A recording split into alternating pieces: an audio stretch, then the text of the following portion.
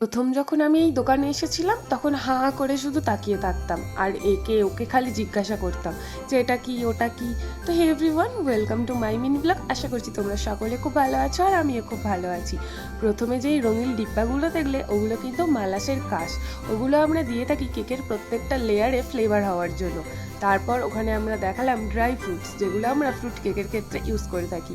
তারপর দেখালাম essence, scraper, কাটার, এখানে নানা রকমের মেজারমেন্ট কাপ, আর এখানে আছে হ্যাপি বার্থডে নানা রকমের টপার। আর আমি এখানে চাইছিলাম যে বাটারস্কচ আর ম্যাঙ্গো কাশ, বাট বাটারস্কচটা পেয়ে গেলেও ম্যাঙ্গোটা আমি পাইনি। তখন দাদা বললো যে ওটা গোডাউনে আছে, আমরা এনে তোকে দিচ্ছি। তো ততক্ষণ আমি দেখছিলাম যে ক্রিসমাস স্পেশাল কী কী জিনিসপত্র এসেছে।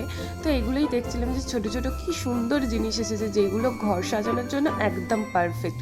বাট আমি তো ক্রিসমাসের সময় বাড়িতেই থাকি না, মামার বাড়ি থাকি, তাই জন্য আমি আর এগুলো কিনিনি।